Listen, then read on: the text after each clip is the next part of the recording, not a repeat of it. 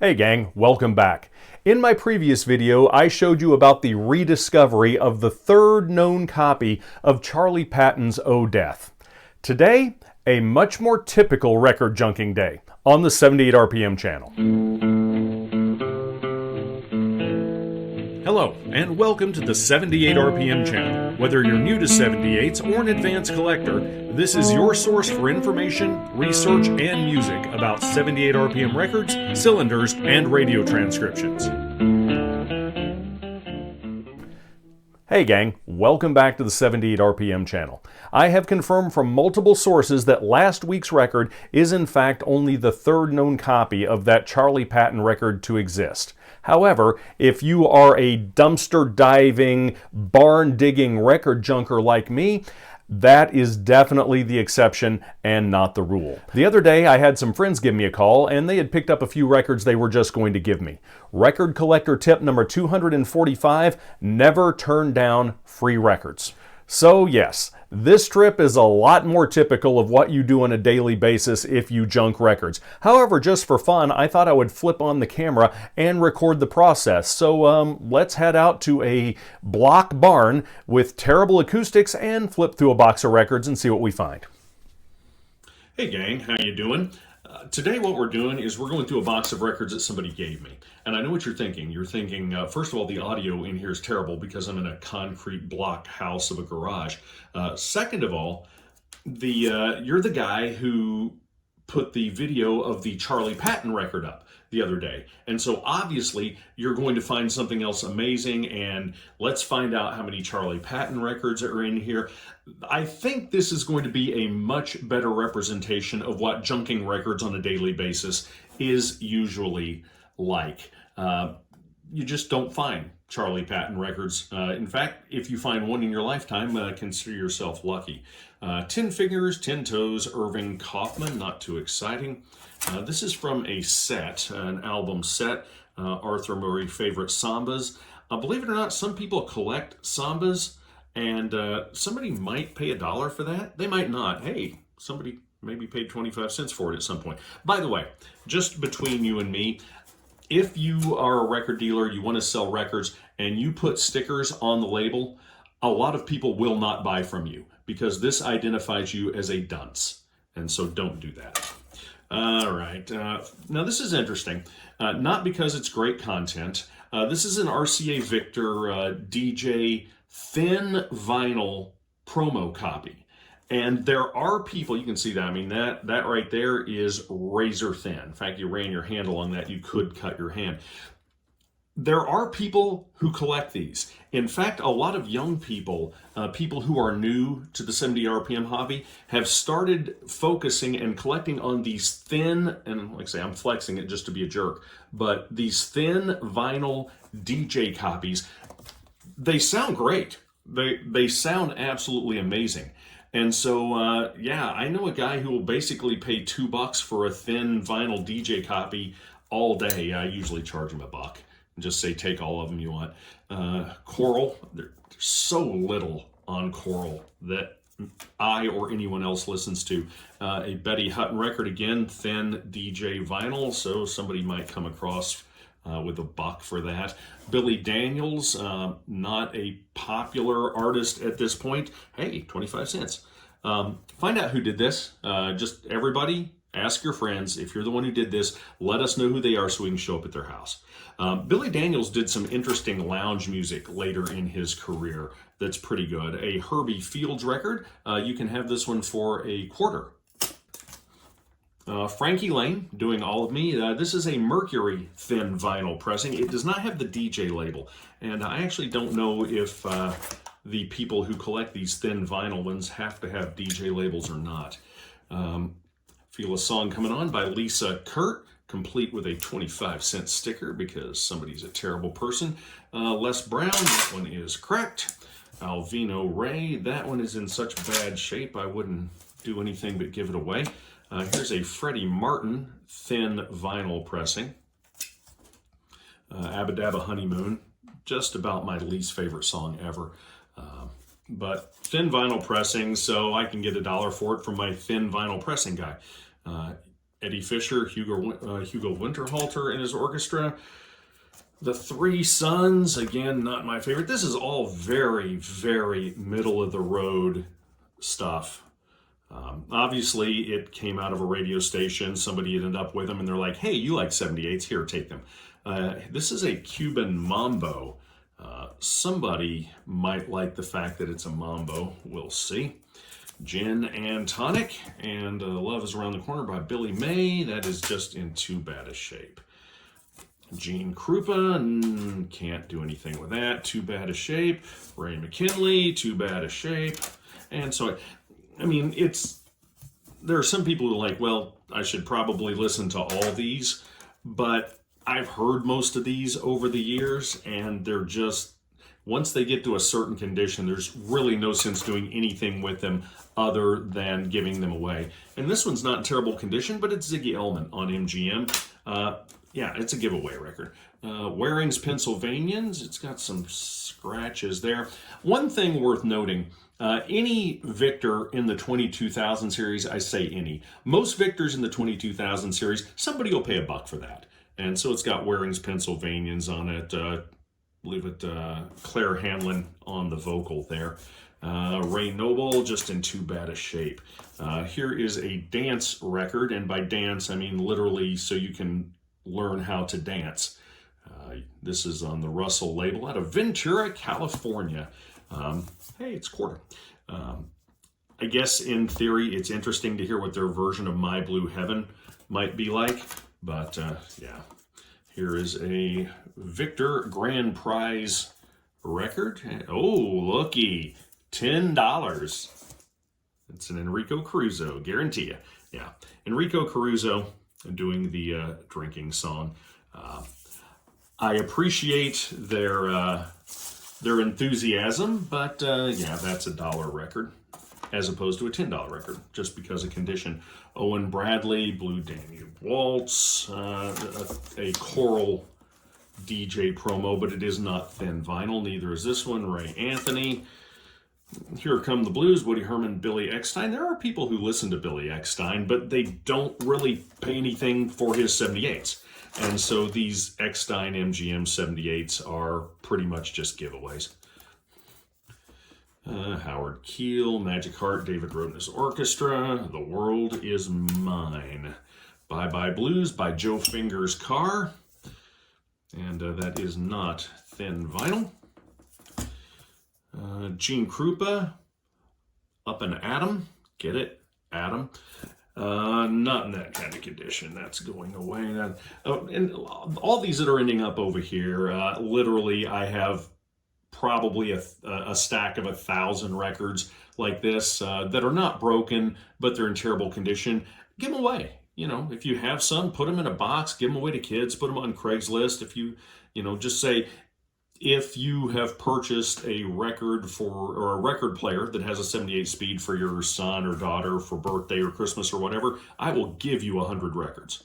And, listening to 78s is a gateway drug to listening to better 78s. So it's always good to get them in the hands of kids. David Rhodes, just not in good enough shape. Charlie Barnett, terrible condition and cracked. Let's see here. Xavier Cugat. Can't imagine these not selling for a quarter. Xavier Cugat is just one of those artists that it doesn't really matter what you put on them. They just don't sell. I'm just curious to see what's underneath this sticker here, just for fun. It's the only reason I'm doing this. Number 441. Congratulations. And again, maybe somebody will listen to it and enjoy it. John Lawrence doing Sweet and Lovely. Pretty uninspiring record there. Vaughn Monroe. More Xavier Cugat, which will be given away. That's not well, of course it's broken. That's why it's not a terrible record and it's in here. Johnny Dodds Trio doing a Blue Piano Stomp. Blue Clarinet. That would have been worth listening to. In fact, that's a record I will give away, but I'll tell somebody, at least listen to it. Just don't get the needle near the edge. Guy Lombardo. The Night Has 1,000 Eyes. If it has 1,000 ears, not a single one's going to listen to that record. Buddy Cole, little piano solo there. Chewy Rees, and just it goes on. This is much more indicative of the type of thing you're going to find on a daily basis if you junk records. Winter Wonderland, from the Ziegfeld Follies production of Follies of 1935, there are people that collect Follies records. And so, maybe somebody will pay $1 for that. This is, Sonny Boy by Al Jolson. Very, very common record. It sold ridiculously well. There's a rainbow around my shoulder on the other side, which actually I think is the superior side. And again, that's a very common record, but there's a reason it's common. It sold extremely well. It was very popular. And there are people who will still listen to that and pay $1 for it. Glenn Miller on HMV. That's just too bad a shape. K-Star. Unfortunately, this is not a thin vinyl. I am not a hater of K-Star. Here she's doing Come On to My House, which was made popular by Rosemary Clooney. I'm not a hater of K-Star. K-Star was a pretty good vocalist, middle of the road, sometimes even easy listening vocalist. But, she could carry a tune. And interestingly enough, Ross Bagnazarian is the composer for Come On to My House. Ross Bagnazarian is probably most well-known, if you want to call it well-known. He is the man who came up with the Chipmunks. And so, Ross Bagnazarian was playing with a tape machine where you could change speeds. You could talk slowly, but record it and then speed it up, and you sounded like a chipmunk. And that's how Ross Bagnazarian invented Chipmunks. Martha Tilton, Harry Babbitt, Guy Lombardo. Here's another Russell record. And believe it or not, somebody's going to pay $1 for that, because I know people who really like obscure Hawaiian stuff. So, yeah, there you go. I just made $1. Les Brown, not in that condition. Marion Morgan, probably not in any condition. Not with that scuff on it. Anyhow, as you see, this is just, it says blues. It's not really blues. As you can see, this is the kind of thing that you encounter. You'd encounter records like this in a junk store, in an antique store. There are people who still listen to George Shearing, but they generally do not pay anything for his MGM discs. Gary Crosby, no. This is very indicative of what you'll find in a junk store or an antique store. And it's just, it's just very common, not in great shape. Both of these are, I was correct. Both of these are Mambos. So that's a record somebody might pay $1 for. Some more tap dance records here from Russell. Cass Daly. This is a not thin, but it is vinyl. And I'm holding it up to the light to see if it is dark red vinyl. It is not.